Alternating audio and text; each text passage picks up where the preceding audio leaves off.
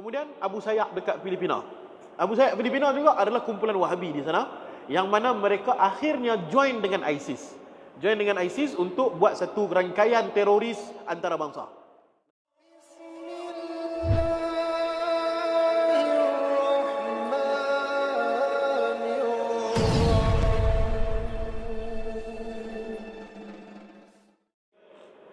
Jadi kembali kepada fahaman Wahabi tadi ni. Fahaman Wahabi tadi ni, dia telah memberontak kepada Turki Uthmaniyah. Lalu dia pun telah diangkat oleh Amerika sebagai kerajaan bersama dengan keluarga Saud yang membantu keluarga Abdul Wahab ketika itu, Muhammad bin Abdul Wahab.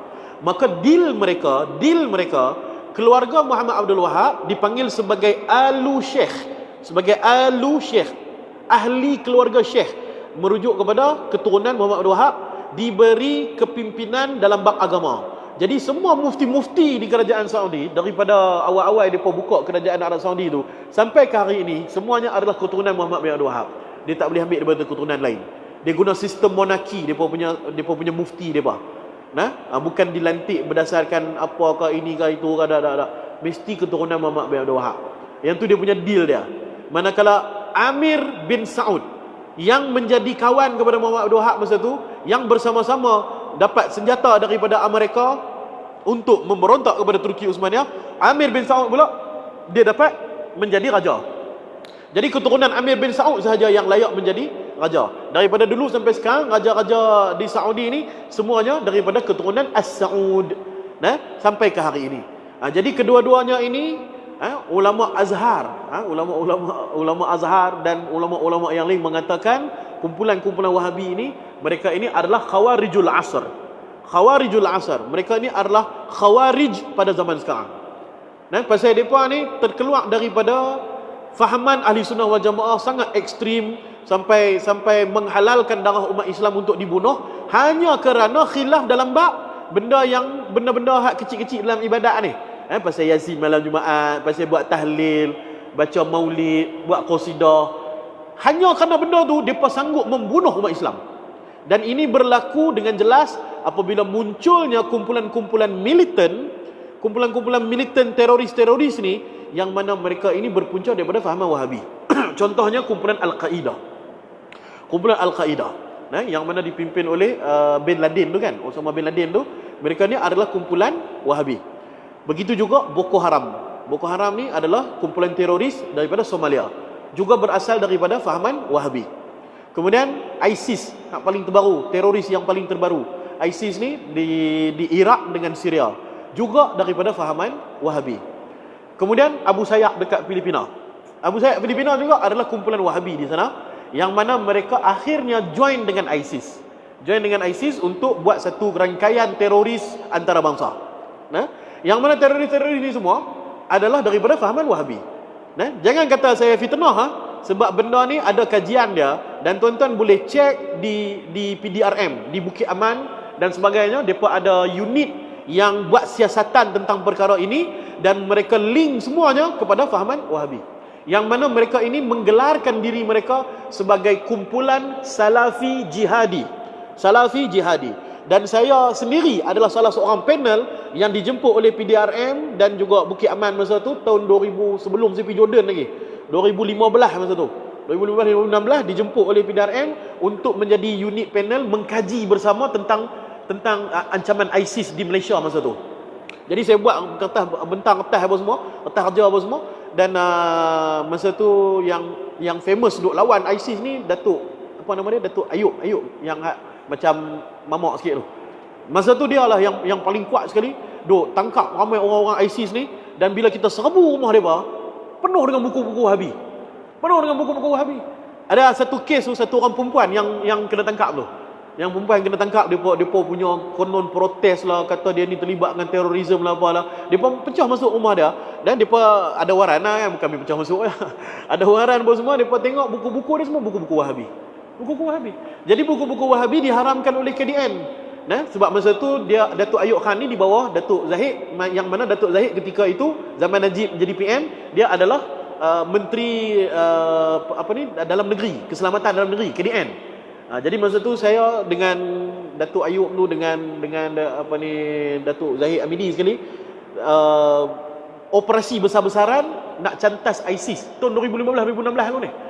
Jadi memang link semua kepada fahaman-fahaman Wahabi ni ekstrim. Hanya kerana buat maulid, hanya kerana tahlil, depa boleh bom satu kampung tu. Boleh bom satu kampung, depa kata ni ahli bid'ah. Ini semua adalah orang musyrik. Ini semua adalah penyembah kubur, depa kata.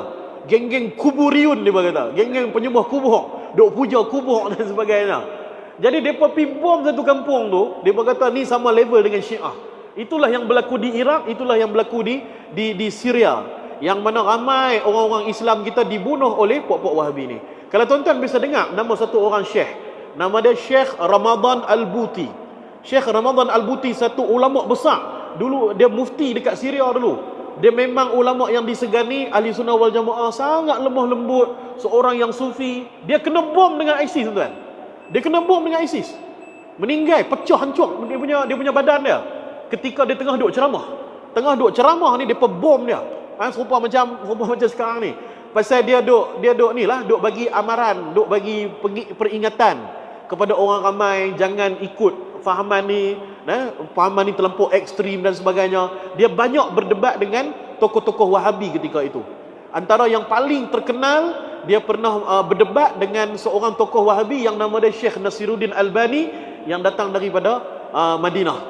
Kalau tuan-tuan jenis suka copy paste hadis daripada internet, tuan-tuan akan jumpa hadis ini disahihkan oleh Albani, A-L-B-A-N-I, Albani ni adalah ulama Wahabi daripada Madinah. Dia asal daripada Albania. Nama dia Nasiruddin Albani. Nama dia Nasiruddin. Nasiruddin ni dia asalnya bukan ulama pun. Dia adalah orang yang bekerja di kedai jam. Bekerja di kedai jam dekat Albania, dan dia mewarisi kedai bapak dia duk repair jam ni. Tapi dia mempunyai semangat yang kuat nak mengaji agama. Maka setiap kali dia habis tutup kedai pukul 5 petang tu, dia akan pergi dekat perpustakaan untuk baca buku. Jadi dia banyak baca buku-buku hadis dan sebagainya. Akhirnya dia menulis buku mengkritik hadis tanpa belajar di mana-mana ni. Koklah dia lulusan Azhar ke, pondok ke, mana sahabat dah. Dia belajar seorang-seorang dia dekat dalam perpustakaan, dan dia tulis buku, dan buku dia itu mendapat perhatian kerajaan Saudi. Mendapat perhatian kerajaan Saudi kerana mengkritik ahli sunnah wal jamaah. Mengkritik ulama-ulama ahli sunnah wal jamaah seperti Imam Ghazali, Imam Nawawi dan sebagainya. Maka kerajaan Saudi jemput dia dan lantik dia menjadi pensyarah di Universiti Madinah. Tanpa ada apa-apa kelulusan. Hanya dia punya sejarah dia sebagai tukang jam saja. Apa kerja dia? Kerja dia ialah mensahihkan hadis ataupun mendoifkan hadis ataupun menghukum hadis ini sebagai lemah dan sebagainya. Jadi bila duit banyak, depa ni duit banyak, maka depa buat banyak laman website Islam yang translation daripada Arab ke English dan sebagainya. Depa buat edaran-edaran percuma. Yang mana hadis-hadis kat dalam tu disahihkan oleh Albani, dilemahkan oleh Albani, dikatakan palsu oleh Albani. Maka Albani tiba-tiba menjadi satu tokoh yang sangat-sangat terkenal di seluruh dunia, menggunakan duit daripada kerajaan Saudi dan yang banyak disensasikan di internet. Jadi kalau tuan-tuan duk copy paste hadis daripada internet, bukanlah hadis tu salah. Hadis tu dia ambil daripada kitab-kitab yang sahih. Tapi bila ada di bawahnya ditulis disahihkan oleh Albani dan sebagainya, bermakna yang susun laman web tu ataupun yang buat yang tulis hadis tu dekat dalam blog ataupun web tersebut adalah kumpulan tu.